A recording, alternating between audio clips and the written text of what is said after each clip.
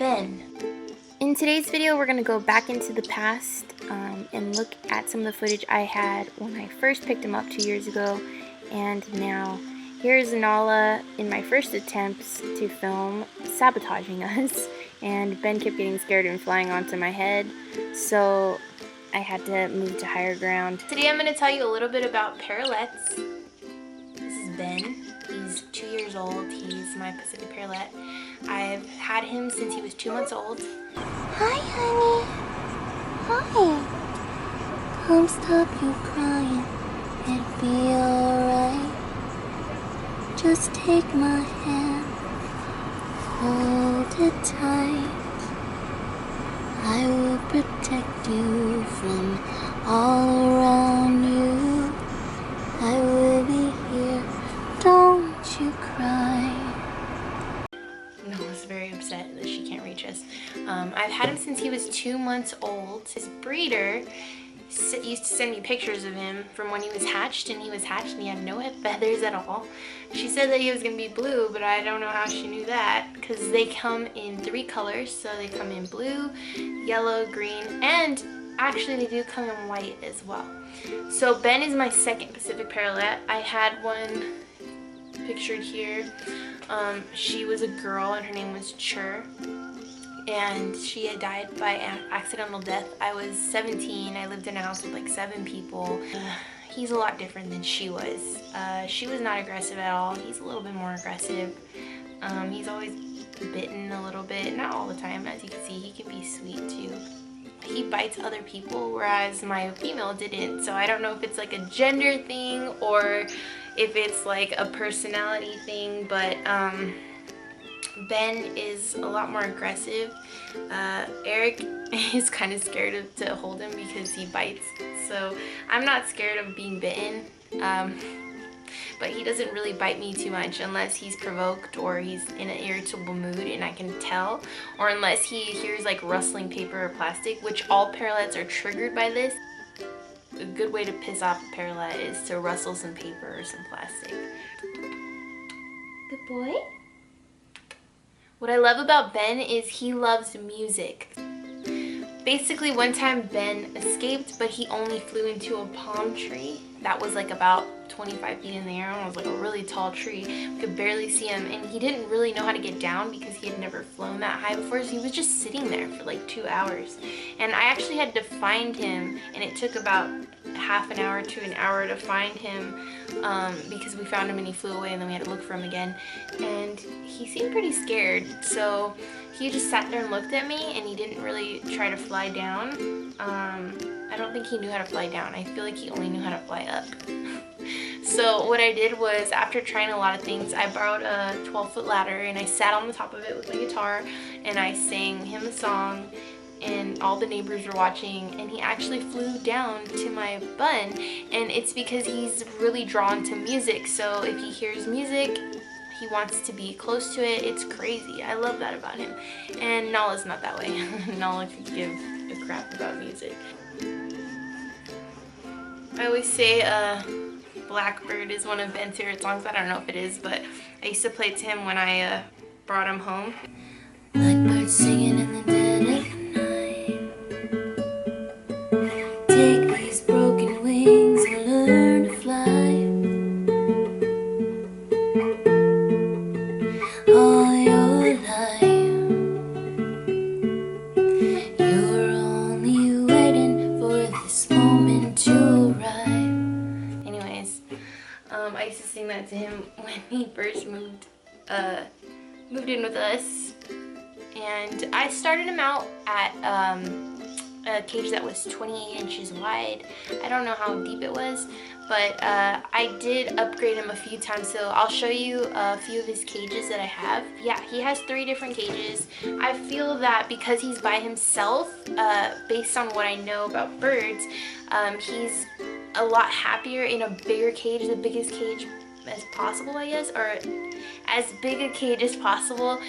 So I did recently upgrade him. Although we have a small apartment, he does have an even bigger cage now, and he can actually kind of fly a little bit in there, and there are different levels. He likes to walk around on the cage bottom, so there are like a few levels, and it does feel like a more humane cage for him, and I feel like he feels safe in the cage because he seems a little scared and flinchy and nervous when he's not in a cage, and he flocks to his cage. So it might be like his room or his apartment, a safe place for him. He gets food there, he gets to eat like a king. Nala just got a haircut.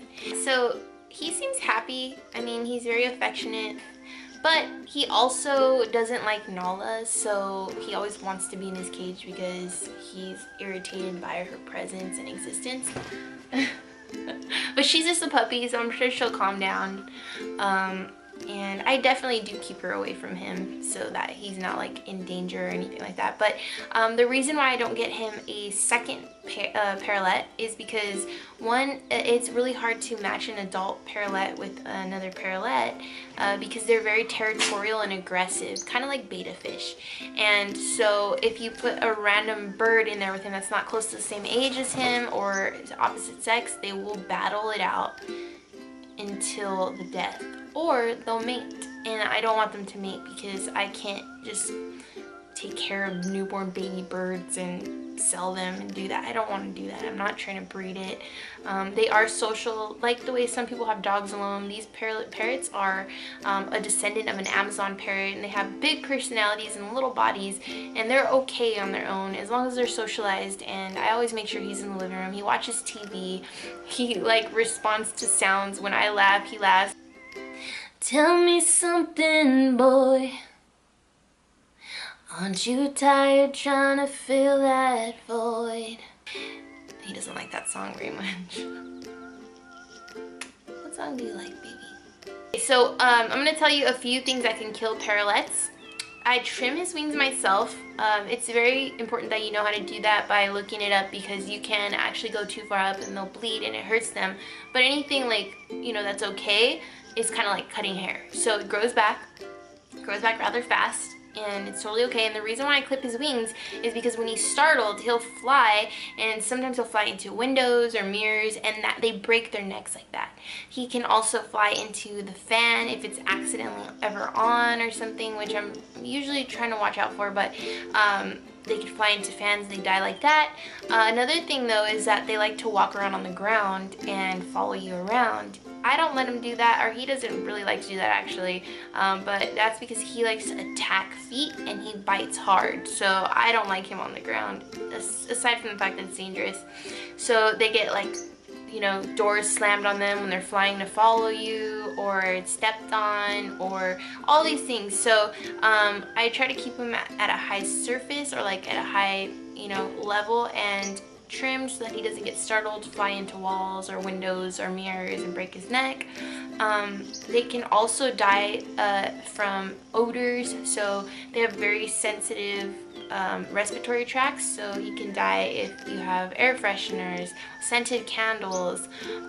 Also, the types of pans you use, you cannot use non-stick ceramic type of pans. You have to have POFA free or stainless steel, because there are toxins in those pans that go into the air that are really, really harsh on birds. They're bad for you, they're bad for pets, but it can kill them. So those are a few things that you need to know about them.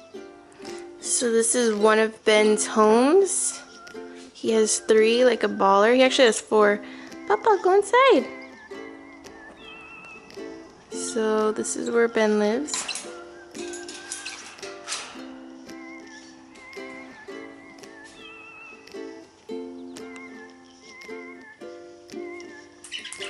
Good boy. Good boy. Good boy. Good boy. Nala, it's okay.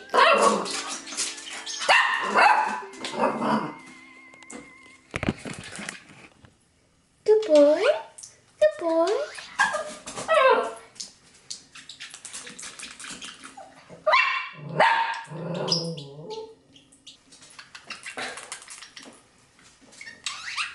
Good boy. Good boy. Good boy. Good boy.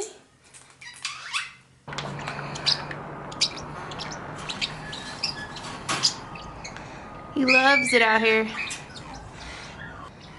It's a little bit smaller than his other cage, but he likes it. Parrotlets need sunlight. Normally I wouldn't put them in direct sunlight, but it's pretty cold out here. It's like 65 degrees. So I'm gonna give him a little bit of sunlight right there where his bath water is. He normally takes a bath out here. Good boy, Ben.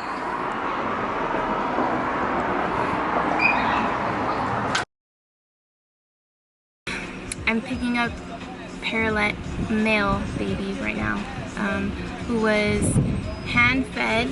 I am really nervous and excited, and Eric finally let me get a pet. So I don't know what we're gonna name him yet. I kind of want to name him Pollito, like a little chicken, but Eric's son, Eric, does not want us to name it Pollito because, I said it, I mean him, because in Despicable Me 2, El Macho has an evil chicken named Pollito, so I'm gonna try to talk him into it, or I'll call him that on the low.